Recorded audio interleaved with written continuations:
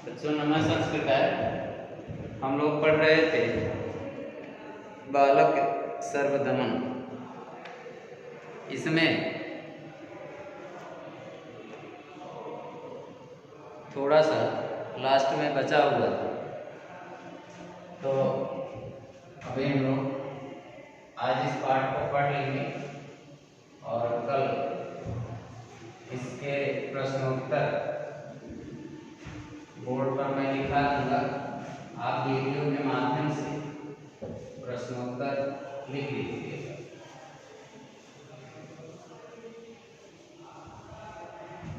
हाँ, प्रकरण है आपका बालक सर्वदमन। क्या है? बालक सर्वदमन। ये प्रकरण काफी दिन से चल रहा है, आज समाप्त होगा। बालक सर्वदमन।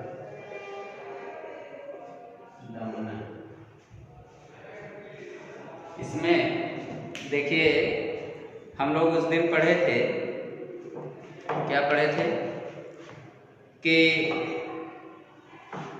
उस दिन हम लोगों ने पढ़ा था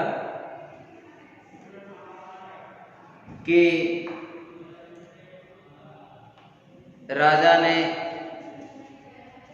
यहाँ पूछा, राजा ने कहा कि किम शकुंतला इति अस्य मातु नाम, क्या शकुंतला इसकी माँ का नाम है? तो लड़के ने कहा, तब तक इतने में लड़का बीच में बोल पड़ता है कि नाम में रोचते ऐसा मृत्तिका मयूर। मृत्तिका माने मिट्टी होती है। बच्चों, पूर्व की कहानी में आप पढ़े होंगे कि मिट्टी का जो मोर लेने के लिए एक तापसी गई थी, क्योंकि वो बच्चा शेर का मुंह पकड़ के गिन रहा था, मतलब उसके दांत गिन रहा था, तो उसने सोचा कि इसको दूसरी तरफ मोड़ा जाए, क्योंकि उसकी माँ अगर देख रही है वो क्रोधित हो जाएगी तो इसके ऊपर आक्रमण कर देगी। तो वही वो मिट्टी का मोर लेके आई है दूसरी तापसी और लड़के को दे रही है। तो लड़का कह रहा है, ना मैं रोचते, मुझे अच्छा नहीं लग रहा है, ऐसा मृत्तिका मयूर है, या मिट्टी का मोर मुझे अच्छा नहीं लग रहा है। राजा सहर्षम आत्मगतम, राजा फिर अपने मन में बड़े खुशी के साथ, जब वो जानता है कि इसकी माँ का नाम शकुंतला है, तो बड़े खुशी भाव से अपने मन में कुछ कहता है कि तत्किं खलु इदानीं पूर्ण आत्मनो मनोरथम न अभिनंदन। तो क्या निश्चय ही, तत्किं खलु, तो क्या निश्चय ही, इदानीं माने इस समय, आत्मनो मनोरथम पूर्ण है, मेरा मनोरथ पूर्ण हो जाएगा। क्या इस समय मेरा मनोरथ पूरा हो जाएगा? ऐसा ना अभिनंदामी, कह रहे हैं कि इसका मतलब हमारा ये मनोरथ पूरा हो जाएगा, ये बच्चा मेरा ही है। धीरे धीरे राजा अंदर अपने, अब कहानी जैसे ही आगे बढ़ रही है, धीरे धीरे जान रहा है। फिर लड़का, तब तक राजा लड़के को अपने गोद में उठाया था, अब वो लड़का फिर कह रहा, मुंच माम, मुझे छोड़ो, अम्बाया सकाशम गमिष्यामि। अब वो लड़का कह रहा है कि मुझे अपनी माँ के पास जाना है। कहाँ जाना है? मुझे अपनी माँ के पास जाना है। फिर राजा कहता है, हे पुत्र, मय्येव सह मातरम अभिनंदयिष्यति, कि मैं ये माने मुझे ही माता के साथ अभिनंदन से, राजा कह रहा है कि हे पुत्र, मैं ये माने मेरे साथ ही, मैं ये सह माने मेरे साथ ही तुम अपनी माँ के पास चलो, मैं भी तुम्हारे माँ के पास चलता हूँ उनका अभिवादन करने।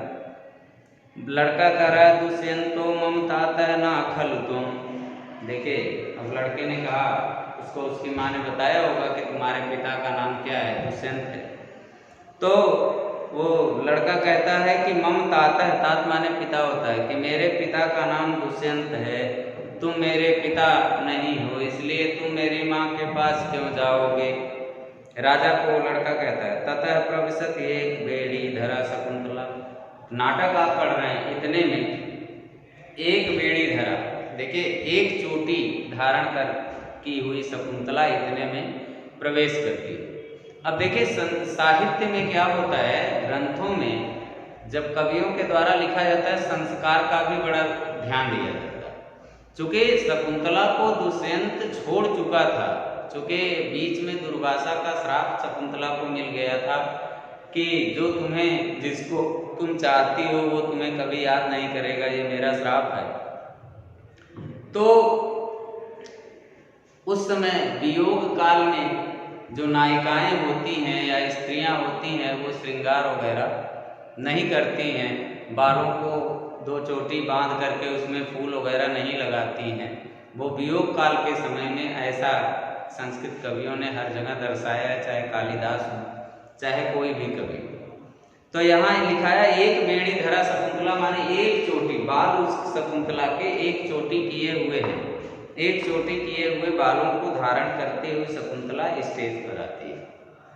राजा कहता है शकुंतला विलोक के सहर्षम खेदम, कह रहा है राजा शकुंतला को देख करके सहर्ष, थोड़ा मन ही मन खुश भी होता है और खेदम, थोड़ा दुखी भी होता है।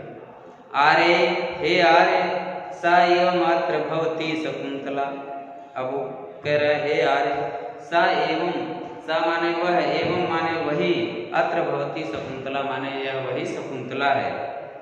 तो लड़का उतरता है, मातरम उपगम्य माने लड़का अपनी माँ के पास जाता है और जाकर के अम्ब हे माँ कहे सह माम पुत्र कहती स्नेह मालिंगन, कि कहे सह कौन है वह जो माम पुत्रक मेरे पुत्र के इस स्नेह मेरे पुत्र को ऐसे स्नेह के साथ आलिंगन माने आलिंगन कर रहा है। मतलब क्या यहाँ बताया गया कि वह कहे सह माम माने वह कौन है जो मेरे पुत्र को इति स्नेह आलिंगन माने इतने स्नेह के साथ आलिंगन माने वो करता है, लगा गले लगा रहा है, जैसे कोई अपने बेटे को लगाए।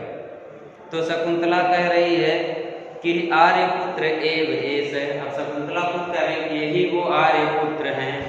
सहर्षम माने बहुत हर्ष के साथ, खुशी के साथ, जयतु जयतु आर्यपुत्र, कह रही है कि आर्यपुत्र की जय होए, मतलब अभिवादन कर रही है। इति अर्धोक्ते वाष्प रुदध कंठे विस्मृति, ऐसा कहते हुए उसका गला जो है वो आंसुओं से रुद उठता है, आवाज फंस जाती है। लड़का कह रहा है कि हे अम्ब, अम्ब माने हे माता, कहे सह यह कौन है। तो शकुंतला कह रही है कि आत्मनो भाग ध्येयानि पुरुष, लड़का पूछ रहा है कि हे मम्मी ये कौन है।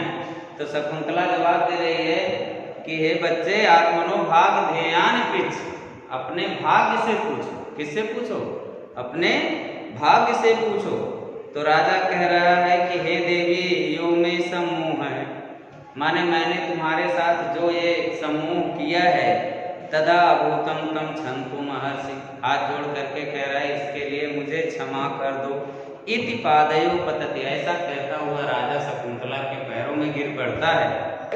शकुंतला कहती है उत्तिष्ठत आर्यपुत्र उत्तिष्ठत, कि हे आर्यपुत्र उठो, ऐसा करके उठाती है।